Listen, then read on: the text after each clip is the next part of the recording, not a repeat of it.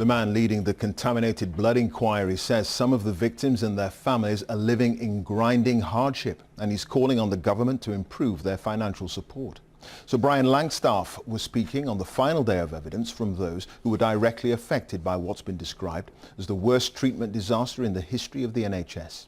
Around 3,000 people died and tens of thousands were infected as a result of blood products carrying HIV and hepatitis C. Our health editor Hugh Pym has more. He couldn't do the things other children did. It was all taken away from him. We thought, I wonder if we've all got it. I wonder if the baby's got it. Would it just be one of us? Would Malcolm die and I'd be left? I was told I had about a year to live. I was told not to tell anybody, including my family. They've told their stories and some have left messages for those they've lost at this memorial which stands at the inquiry, a memorial to the victims, those infected with deadly viruses because of their NHS treatment, haemophiliacs and some who received blood transfusions. Steve had hepatitis C. He came to the opening of the inquiry a year ago, but died a few months later. His widow Sue has given evidence. Like others, she's angry at the level of financial support for victims and the bereaved.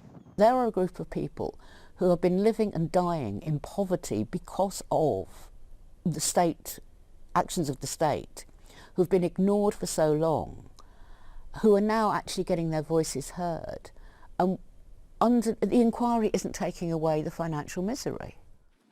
The chair of the inquiry repeated his call for more government financial assistance. An overall picture of relentless hardship for many. It's now just over a year ago since I wrote to the Minister for the Cabinet Office calling for decisive action to be taken to alleviate this. A government spokesperson said there was a commitment to guarantee equal support across the UK and campaigners would be consulted. Since April, in this hearing room and at other centres around the UK, nearly 200 witnesses have given their often powerful and moving personal stories to the inquiry. The hearings will resume early next year and in due course get to the doctors who administered the treatments and eventually the senior civil servants and politicians who were in power at the time. Those still living say that on behalf of relatives who've died, what matters above all is getting to the truth. Hugh Pym, BBC News.